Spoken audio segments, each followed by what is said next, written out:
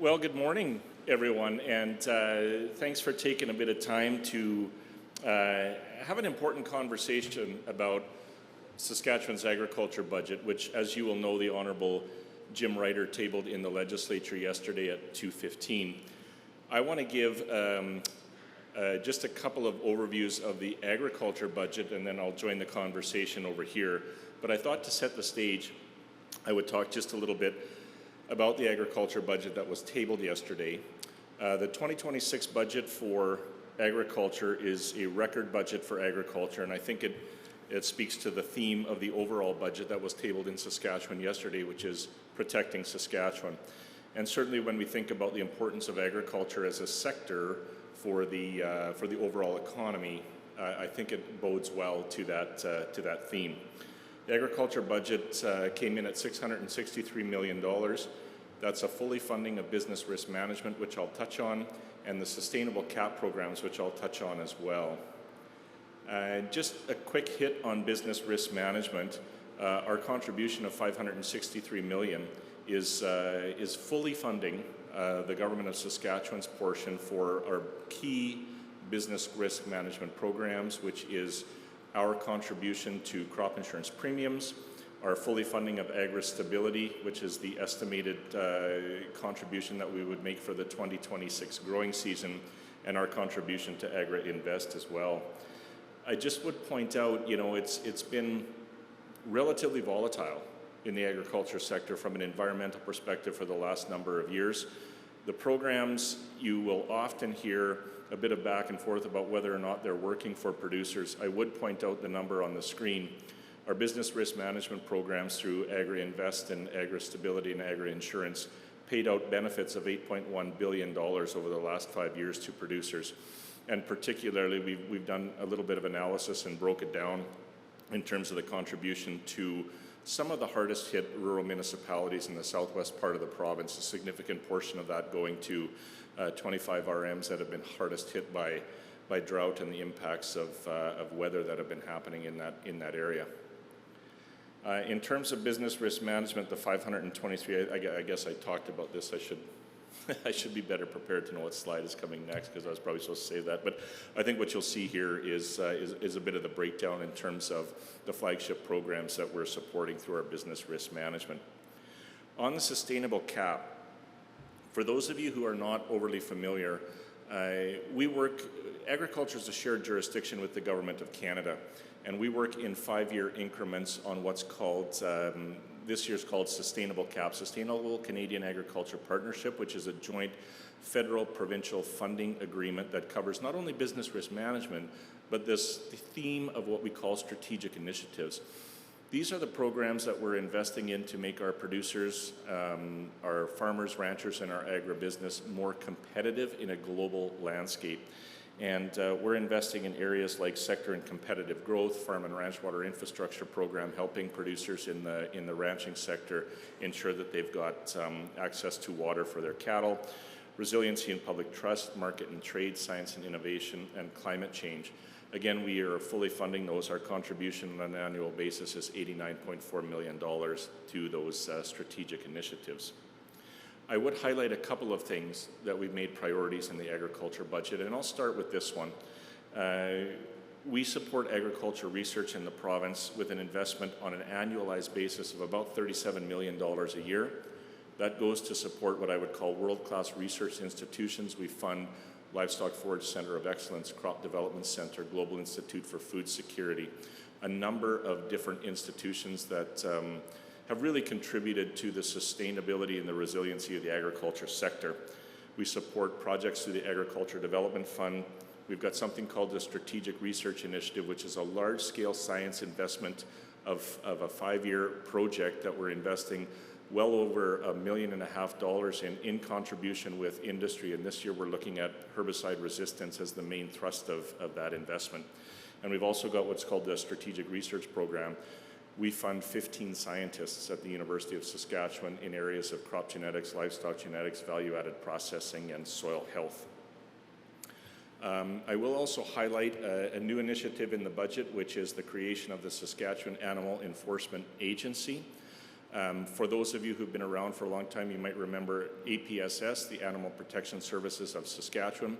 We strengthened the legislation for animal protection and animal welfare enforcement in the province over the course of the last year. And in combination with the tabling of that new legislation and the introduction of that legislation, we've stood up a new third-party organization to manage animal welfare in the province.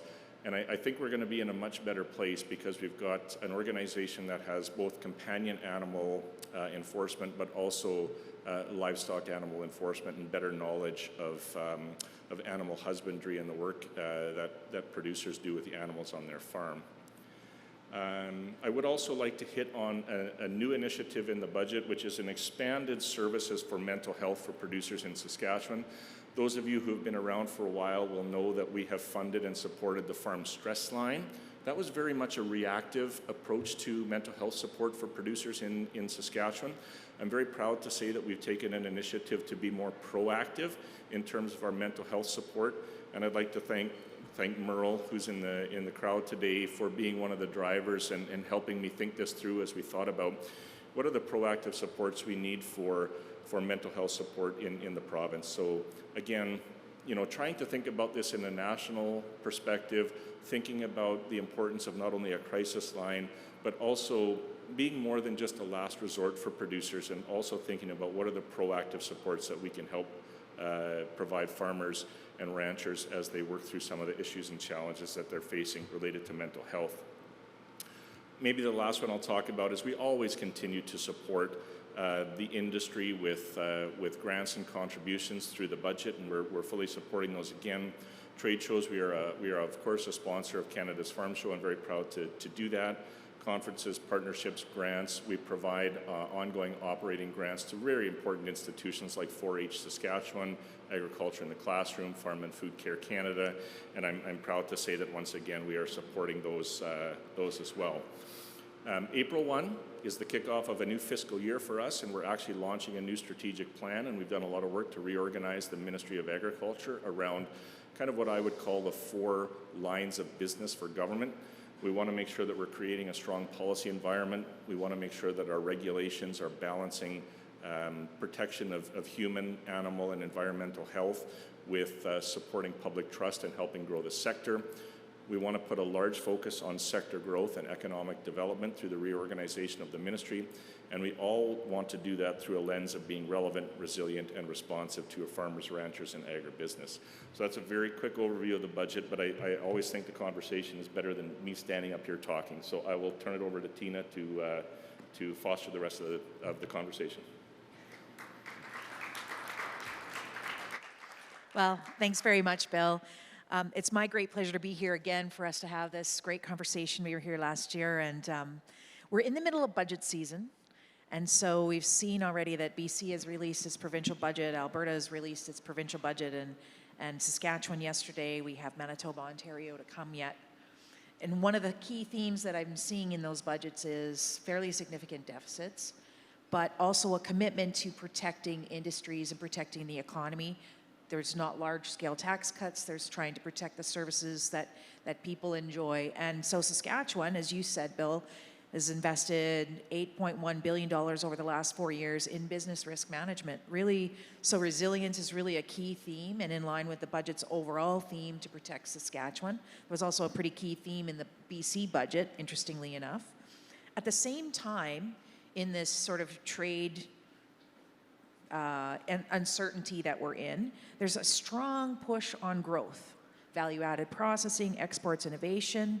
I guess my question is really, do we have the balance right between protecting producers from volatility and enable them to take on more risk to grow? And then kind of secondly to that, you talked a lot about the business risk management programs. How well are the provincial and federal programs kind of working together for producers? So I'll have you start, and maybe then I'll move over to Bill.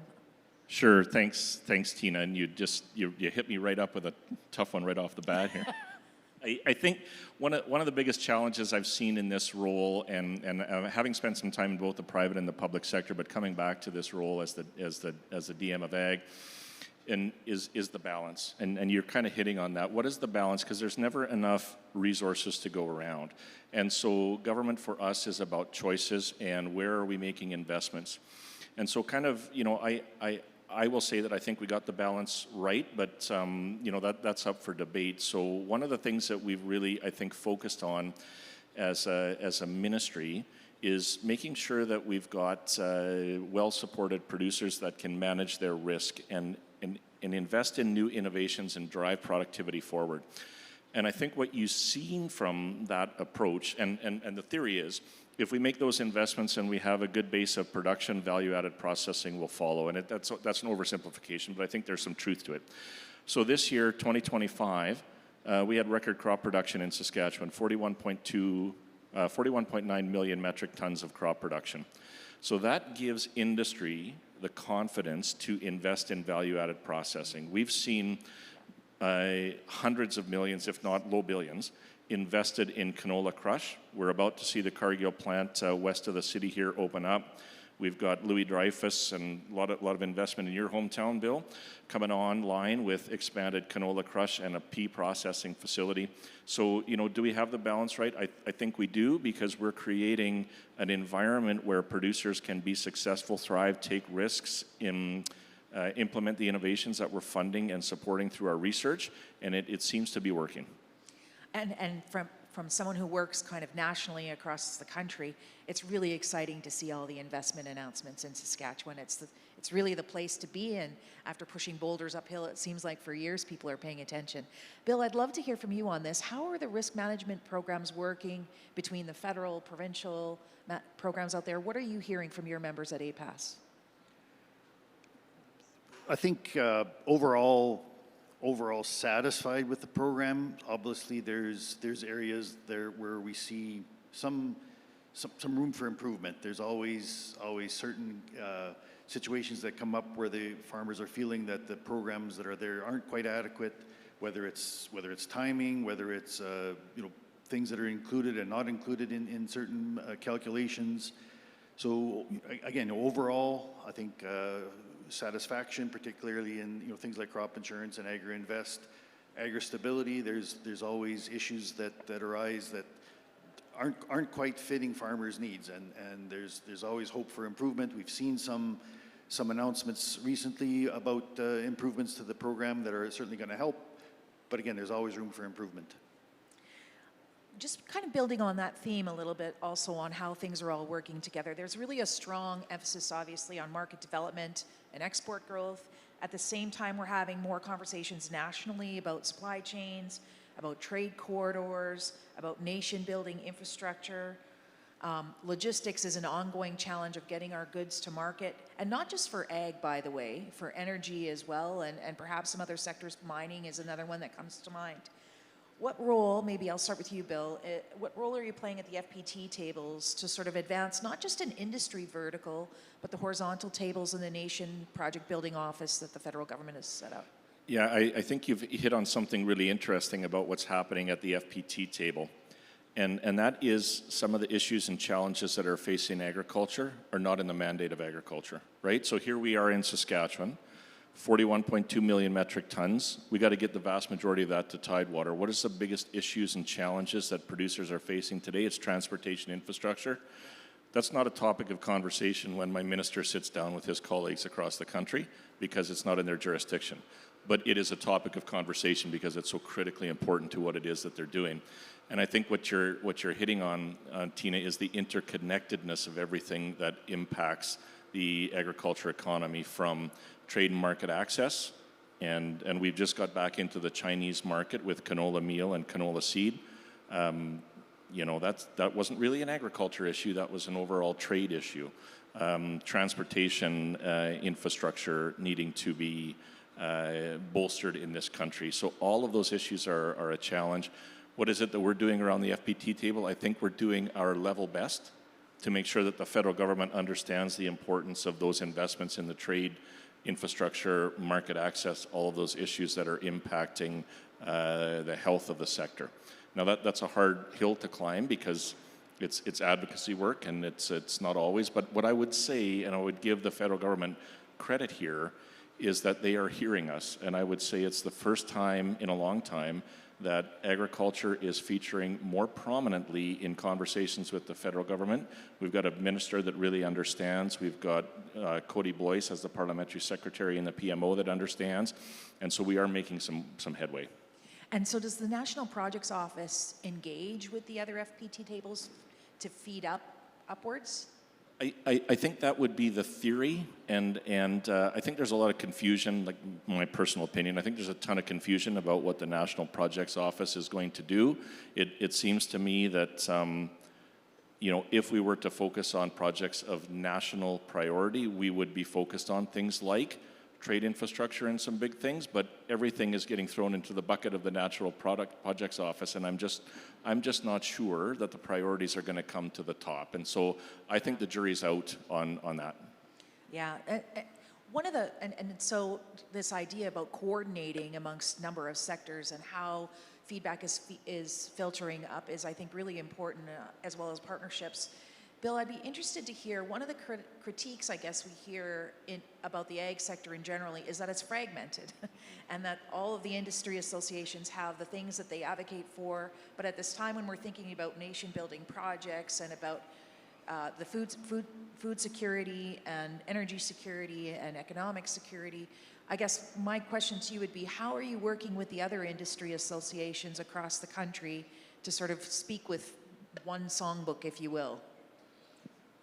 Yeah, well, certainly we've seen, recently with labor disruptions and that have shown the areas of the supply chain that are very vulnerable to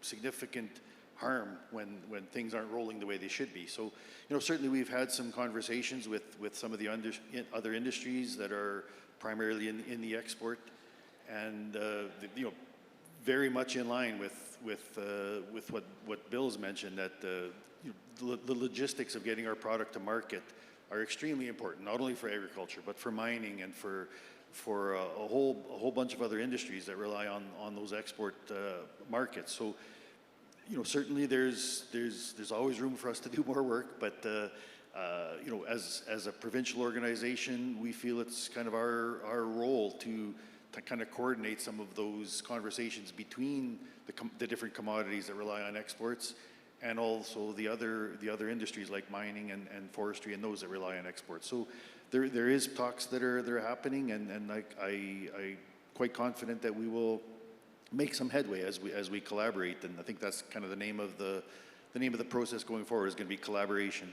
Yeah. Bill, what is top of mind for your members right now? Well, obviously, we're going into spring seeding here in the next couple of weeks. So, all the volatility in the world with the war in Iran, that's affected our fertilizer prices. Somewhere in the neighborhood of 30 to 40% increase in fertilizer prices. That could be devastating for some producers. So certainly that's kind of the main topic of discussion recently. Obviously, tariffs have been a big issue for the last exactly about a year now, since China put the first tariffs on canola. So, we've been slowly working through some of those, and we've been getting some resolution with help of the provincial government and the federal government, obviously. So we're seeing some progress on the tariff front. The fertilizer issue and fuel costs are two of our two biggest expenses on the farm is fertilizer and fuel, and certainly we're going to see likely increase in our freight rates to get our product to market because of the increase in fuel. So while we're seeing some improvement on our commodity prices, we're seeing a huge increase in our input costs. So there's going to be some serious stretch on our margins this year. Yeah, the assaults in Iran and Israel are certainly not helping the input costs on the gas side, even for consumers at the pump. Yeah, and it's frustrating that things that are happening half a world away are having a huge impact on our farms here in Saskatchewan. I want to move across the provinces, I guess. One of the themes I'm seeing is productivity emerge as kind of a quiet but really critical theme. Now, Saskatchewan has always said that we have a very productive ag sector, but with investments in research innovation, I think you said there's 37 million in ag research, Bill, this year. We of course, I think there's maybe that's the return on investment we're getting, is that Saskatchewan is more productive than other provinces and other sectors. I guess, can you speak a little bit more about this? And you know, we saw some investments, particularly as we think about technology and the use of technology to enhance productivity. We have our friends at SaskTel, for example, are working with the Global Institute for Food Security. They're working closely with Precision AI. We also saw the announcement on Bell. Maybe can you just speak to how the Ministry of Ag is thinking about innovation and technology and productivity? Yeah, thanks. I'm going to go back in time a little bit just to set this up, because the gains in productivity that we've seen in the agriculture sector, and I think Farm Credit Canada probably did the best job of trying to characterize this and looking at gains in productivity over successive decades. We saw some massive gains in productivity in Saskatchewan agriculture for one main reason. That is because we moved to zero-till and we brought millions of acres of land into production. And so same land mass, same equipment, same all this stuff, massive gain in productivity because we actually brought land into production. And so now the question is, what is the next step change that we can try from an innovation perspective or from a production perspective to try and make that next leap and sustain that level of gain in productivity? And I think maybe one of the areas that you're pulling on, Tina, is a little bit of data and applications of data science in agriculture. And so, your question is, how are we thinking about that? Well, I think one of the things that we, and I talked a little bit about the interconnectedness of all the different sectors that affect agriculture, and certainly one is connectivity for producers. Another one is data management and all of that. It's not something that we at the Ministry of Agriculture can influence, but the knowledge that we have about the gains that we can make from advancements in data science and information science and precision farming, I think is probably going to be the one that helps us take that next leap. You also mentioned the Global Institute for Food Security and the advancements that we're going to make in genomics and genetics advancements over the course of the next 10 years. I think is going to be quite staggering. Are we going to see the same level of productivity gains we saw when we went from zero-till, from tillage to zero-till? I'm not sure, but there are two technologies I think that are going to help us continue that productivity gain, and it would be genetics, and it would be this whole piece around data science and helping decision making and precision farming for agriculture. I would just double click on that. One of the investments that this government has made is to expand 5G across the province, sometimes in places where it's not entirely profitable to do so, which is an enabler, right? And SaskTel has done that over the last number of years. It's a huge enabler for some of the precision tools that we're talking about. I don't know if you maybe want to say something about that, and then I'm going to go over to Bill.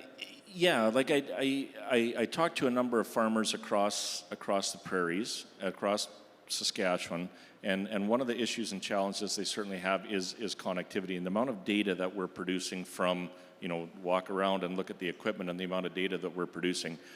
We can't do this fast enough in terms of bringing it online and helping producers, because the data and information that they're generating, you can use it historically for future decisions making, or you can use it now for immediate decision making. Where we're going to get the productivity gains is bringing that data closer to the decision making that producers are facing. And Bill, you know this every day, like there's even from a production perspective, there's so many in-season decisions you need to make. So the faster we can get to 5G and help you with immediate decision making, the better we're going to be.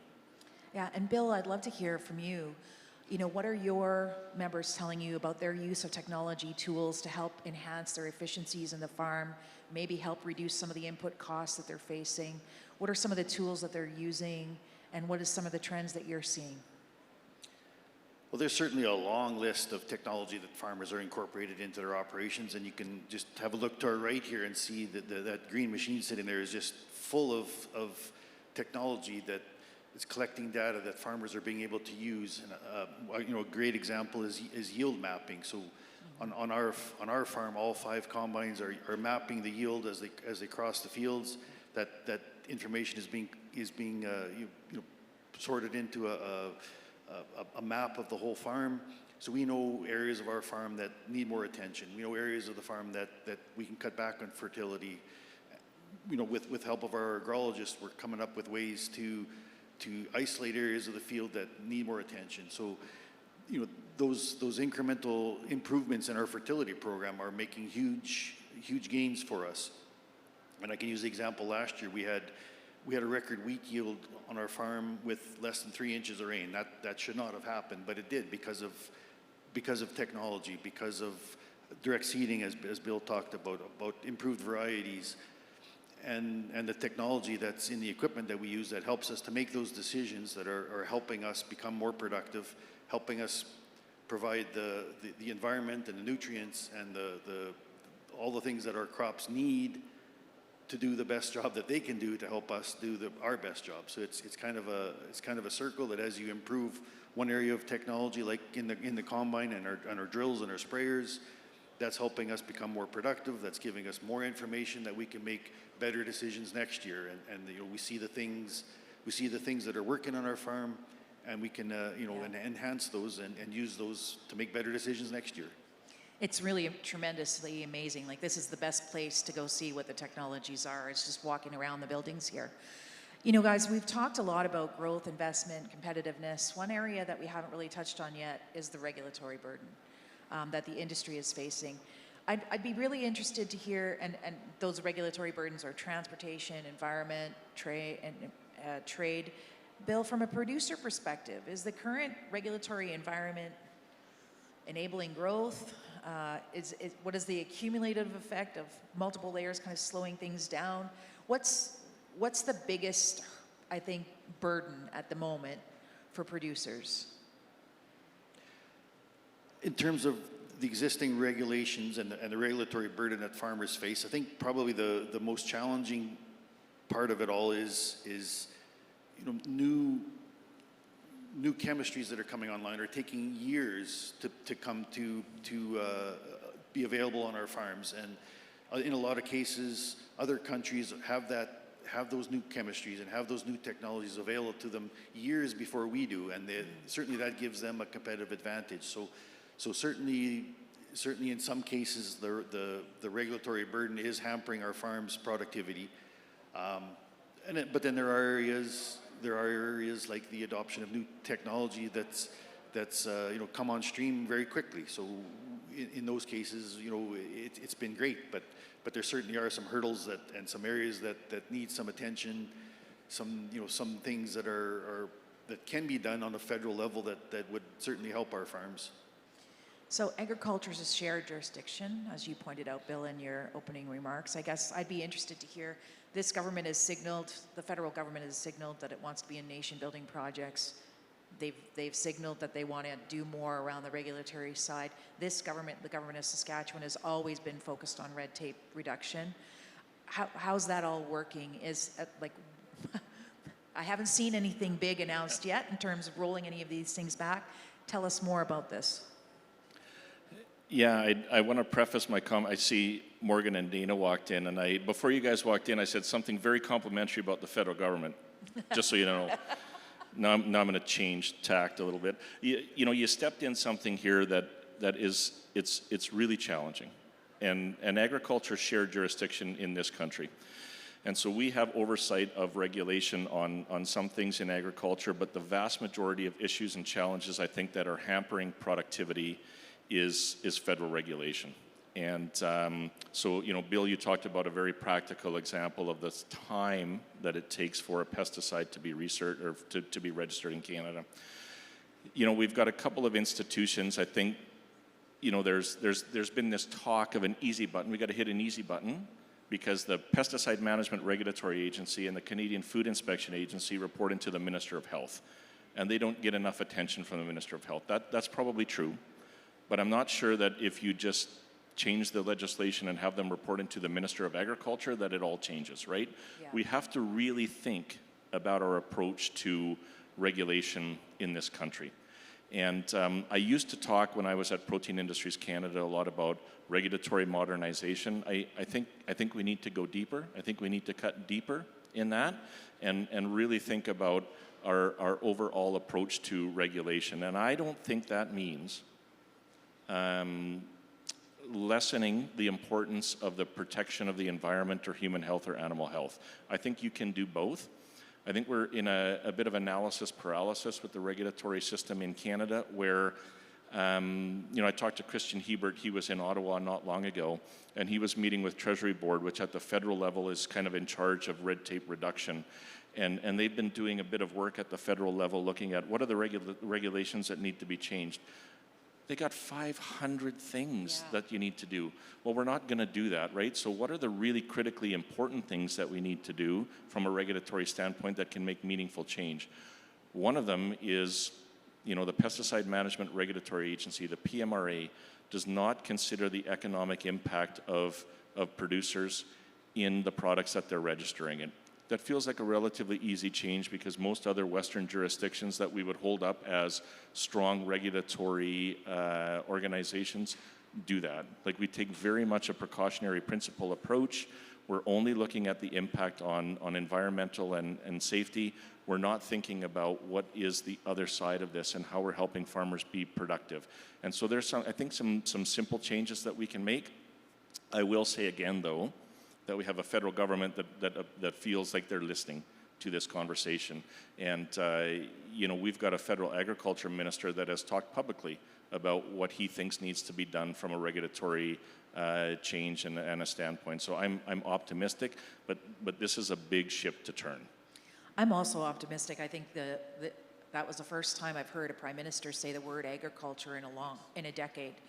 So that was a really positive mood, and we were happy to see it, as well as the China trip, of course. From a policy standpoint, I think what strikes me is how do we ensure that regulation supports competitiveness and not just compliance? I think is a bit of a mindset shift that we need to see. And you referenced pesticide regulations, but is that the lowest hanging fruit, or is there something else that would be top of mind? I'm putting you on the spot, I know. It certainly is a top of mind because it's a bit of a bellwether in terms of the regulatory system for pesticides in Canada is there's a direct correlation to how much companies want to invest. And like the reality is there's 4 major life science companies that are bringing new chemistries to the market in the world. And it is a race to how fast you can get that product in the market because it costs anywhere from $100 to $200 million to register a new chemistry. If you can't get a return on investment here in Canada, you're going to register that product somewhere else. Brazil's a bigger market than us. The US is a bigger market than us. And guess what? We love canola. Canola's not on the radar of global companies when they're thinking about the implementation of new chemistry. The pulse sector is even smaller. If you're not corn, soybean, cotton, or rice, you're not making it to the top of the list in terms of new chemistry. So we have to do everything that we can do to make the regulatory environment Canada attractive so that companies will be bringing new chemistry to the marketplace here. Because we've got a big agriculture sector. We love the agriculture sector. It's a driver of our economy. But you put that in the context of a decision that a major life science manufacturer is thinking about, we're not really on the radar. Great insight. As we start to think about wrapping up, I want to kind of focus on the province really spends a lot of time globally focused, and the sector is globally focused. We export 70% of what we make in this province, and that includes agriculture. We spend a lot of time opening up new markets. We have a number of trade offices around the world, and this government has been very aggressive, not just now, but for a long period of time, building up relationships to expand export markets and build on the ones that are already there to sort of make us a more resilient, competitive ag sector and food economy. Bill, I'm going to start with you. As you're thinking about all that work that's been done, and I know you've been on several trade missions, who out there is doing it well in terms of the full suite of how they're approaching the ag economy, food resilience? Yeah, you told me you were going to ask me this like an hour ago, and I'm struggling with the answer. Because we're getting old, Bill. I think where I would go with this, Tina, is a recognition that that every jurisdiction we're competing against has some strengths and some weaknesses, right? Yep. So what do we have in Saskatchewan? We've got the most innovative producers in the world. We're highly productive. We've got new technologies. We've got diversified crops. We've got a lot of trade, free trade agreements with other trade. We've got a lot going for us. The challenge that we've got, we're a long ways from tidewater. Our transportation costs are very, very high. And so that's a challenge for us. So then I would look at where is our competition in the world? It's the Black Sea region, it's Australia, because they're similar crops, proximity to market. So what does Australia have and do?